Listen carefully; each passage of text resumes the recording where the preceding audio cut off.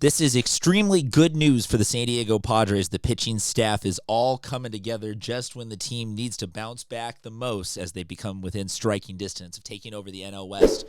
What's going on, everybody? It's Christian Pedersen back with another episode of Padres Digest, a show that I am trying for the second half of the season to be less nihilistic and depressing about. I apologize for the first half.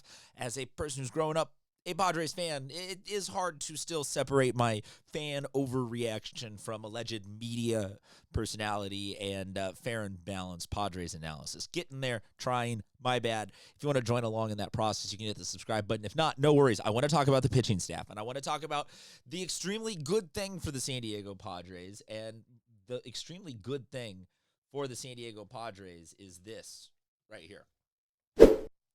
These numbers, 0-2 with a 6 ERA, 8 strikeouts. Why is this good? Christian, you might be saying to yourself, and drop a comment as we go on all of this, please. I want to hear from you guys on the pitching staff. There's good to take from both sides, offensive and defensive, and I will talk a little bit about the offensive, but this video is mostly going to be talking about the pitching staff right here. These are Yu Darvish's numbers. And I get it that those are not necessarily like, oh, cool, Darvish is back dominating, but Darvish is back after a season of several attempts and false starts at joining the San Diego Padres after a spring training injury. Yu Darvish is finally back and throwing consistently, and after a couple of starts, yes, the numbers are this, but to me, it's much more this that we're looking at here, and I apologize for this being the still image of it as opposed to the GIF. YouTube copyright stuff.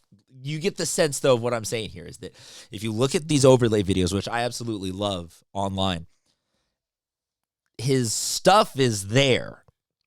Whether or not the 6 ERA is just because of the limited number of starts. I don't care. I don't even know if we're going to be able to care about the ERA by the end of the season necessarily. And again, you can let me know or not if you disagree with me or agree with me.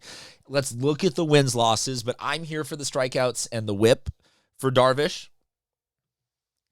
But to me, it's also just the fact that right now he has not regressed. There has been no lack of like he didn't miss another start. There's been no subsequent follow-up alleged furthering of the injury or regression of any sort. So Yu Darvish seems to just be back. He seems to have his stuff. He seems to have his confidence. This, to me, then causes the trickle-down theory. And you can, again, agree or disagree. Let's talk about it in the comment section on, like, the trickle-down economics. But Yu Darvish returning to the rotation, even if it's to produce just okay numbers right now, in terms of the whip, the strikeouts, the wins, the losses, whatever, it's going to potentially, I think, cause a trickle down that we're already starting to see of the rest of the pitching rotation is getting to be favorably matched up a little bit better. What do I mean by that? I mean that obviously Darvish is the one. He's the dude. He's the veteran. He's the guy. He's the ace. But it's also a literal thing sometimes where post All-Star break, the Padres have been able to reshuffle and realign with coming out of that break into having Darvish back, realign the rotation. And situationally now, some of, I think, our issues with Dylan Cease might ease up and get better, and I don't want to be accused of being a flip-flopper on Dylan Cease. I do still think that these numbers are not fantastic, but I think if Cease can go from always taking on the 1 or a 2 on an opposing team to taking on a 2 or a 3 or a 4, something in that range, I think he can get some more favorable matchups on that win-loss. And, you know, the ERA is going to be a thing that it kind of seems like he's one of two things this year. He's getting hit off of, or he's throwing hard and throwing well. And like, if you're going to lose a playoff game by a ton or one, to me, I guess the difference doesn't matter. So you bank on him being the better version of himself in the play. Let's not even necessarily go to the playoffs. What I'm saying is the here and the now of Darvish, trickle down of then Cease gets a little bit better matchups. Pivetta is absolutely crushing it right now. These are his numbers for those of you that have not been following along the X's and O's right now. Super deep. So you got Darvish is back. Pivetta is going to also now take advantage of being able to move down, if you will, in the rotation and have a little bit more favorable matchups. So you got to assume that these numbers are going to only continue to increase and look better and better. Then you have Randy Vasquez at the 4, and okay, like he's still figuring it out as of me recording right now. He's throwing a good game in Miami. And look, this is closer to looking like what the Padres offense or the Padres pitching staff that we envisioned going into this season. We're still missing Michael King, and we've got videos on that, but the TLDR of everything Michael King is that right now, earlier August, maybe even heavier in like apostrophes, but August is when he is slated to return. So if you can lock in Darvish, King, Pivetta, Cease, that's pretty good when we're talking about needing to win 3 of 5, 4 of 7. Then you have Vasquez, in my opinion, to finish out the 5 in that rotation through, say, August and September. Right now, as of a couple hours before us recording this, it's been announced that Steven Kolek is going to fill out the last part of the Padres rotation. I am here for the discussion of, do we like Bogaerts? Do we like Kolek? Do some of you out there still want to give Waldron a chance? Do we need to find a lefty? Is Kyle Hart still worth a shot?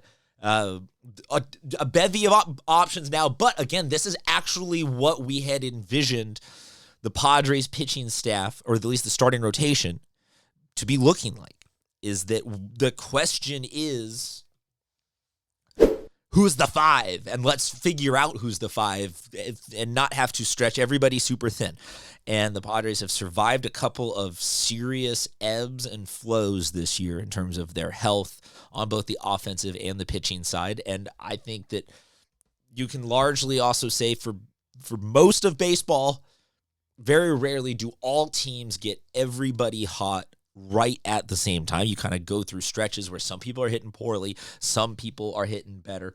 One of those stories on the Padres this entire season has been Xander Bogaerts. He's getting paid a lot of money. He's a very important player because he is the shortstop, quote unquote. He's been hitting very poorly. He's on fire now. What does one have to do with the other? What I'm saying is that with the 70-ish games, 60-something-ish games, depending on when you're watching this, left in the San Diego Padres season, if a couple more of these stretches are going to happen, plus what you assume is continual statistical regression to the mean for Jackson Barrow getting a little bit better, Fernando Tatis getting a little bit better, that's saying that without the, you can even go further into depth of like trades and other options, but just saying in general, the offense is going to have sparks. The offense is going to produce a little bit better, hypothetically, as they get healthier and more in the swing of things. So a trickle-down pitching rotation plus a historic bullpen. I know, like I said it at the beginning, I'm trying to be more optimistic and more out there, positivity-wise, but it seems like, dare I say, coming out of the break, Yu Darvish coming back and just being back and consistently staying back could be the domino that falls, that knocks down all the other dominoes, that leads to the Padres actually succeeding in a substantial way. And I bring all this up to kind of close out on this and say that, like, this is why I think it's lining up perfectly, is I have another video a couple of days ago talking about how the next month-ish is really good baseball for the Padres because it's a relatively easy chunk of the season. Right now, as of us recording this, 3.5 back from the Dodgers and in control of the wild card spot. And I'm not even here now to talk about the wild card spot because if Yu's back, if the pitching's going, if the hitting's going to elevate a little bit, in 26 days, we get to play those Dodgers again. If we keep just even relatively on this pace of what the team looks like coming out the gate against Washington and now Miami, if we're within 2 or 3 of the Dodgers when we go into playing the Dodgers, that feels like the perfect litmus test to see if this team is the real deal or not.